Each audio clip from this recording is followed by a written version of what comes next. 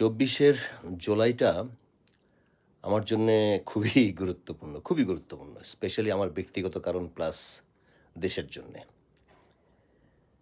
ব্যক্তিগত হচ্ছে আব্বা ১৩ই জুলাইতে ইন্তেকাল করেন।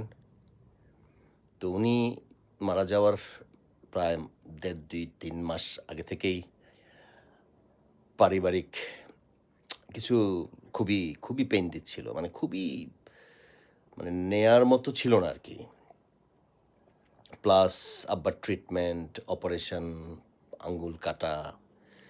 ১৩ই জুলাইয়ের আগ পর্যন্ত আব্বার এবং জটিল পারিবারিক কারণে আমি মেন্টালি খুব ছিলাম আরকি।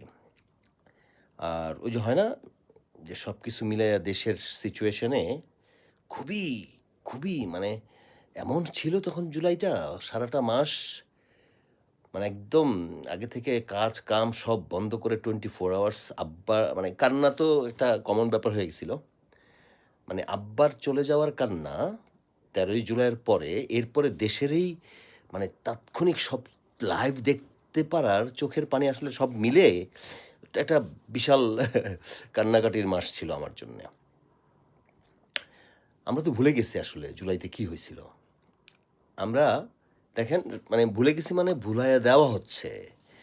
যেভাবেই হোক স্বাভাবিক ২৪কে তো মনে হয় না ২৪কে বাঁচায় রাখা।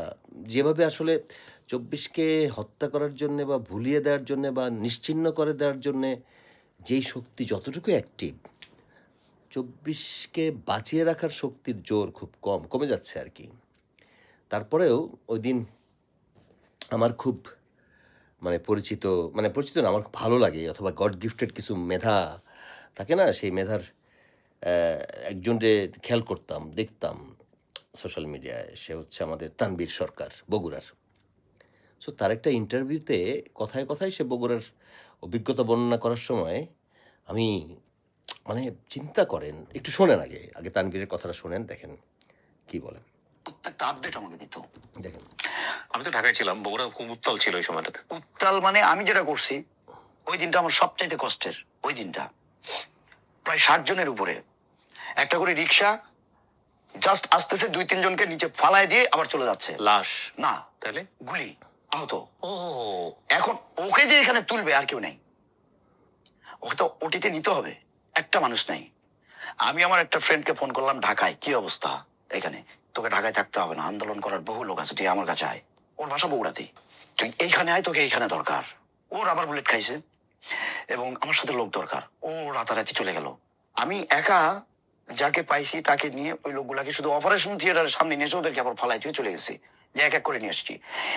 তো একটা ছেলেটা ছিল সনাতন ধর্মের, চুল বড় বড়, পতাকাও ওকে সোশ্যাল মিডিয়ায় তখন ভাইরাল হয়েছিল। গুলি লাগছে, বলছে ভাই আমি সনাতনী ধর্মের ভাই, আমি তো সনাতনী, আপনাদের ধর্মের না, কিন্তু আমি বাংলাদেশি ভাই, আমারে সাত মাথায় নিয়ে চলেন ভাই, এখানে কিচ্ছু নাই, সাত মাথায় স্বাধীনতা আছে ভাই, আমারে ওইখানে নিয়ে চলেন।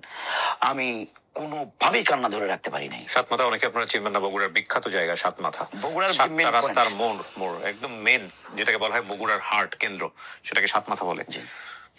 আমি কেঁদে ফেললাম, আমি বললাম ভাই স্বাধীনতা অলরেডি হয়ে গেছে, সুস্থ হয়ে স্বাধীনতা তোমাকে উদযাপন করতে হবে। ও কাতরাচ্ছে, শুধু একটাই কথা, আমাকে সাত মাথায় নিলে আমি স্বাধীনতা চাই। যে এরকম সিচুয়েশনে আমি আসলে কি করবো, এতটা একা হয়ে গেলাম পৃথিবীতে। সারাটা কি বুঝলেন? বগুড়া শহরের একটা হসপিটালের বর্ণনা, একটা হিন্দুর আমি স্বাধীনতা চাই। আসলেই তো তাই। দেখেন, আজকে ২ বছরেই একটা সামান্য তানভীরের কথায় জুলাইয়ের জাস্ট একটা এলাকার, আর মূল হত্যাযজ্ঞ বলেন তো হচ্ছে ঢাকা এবং চিটাগাঙে। সিচুয়েশনটা কি ছিল?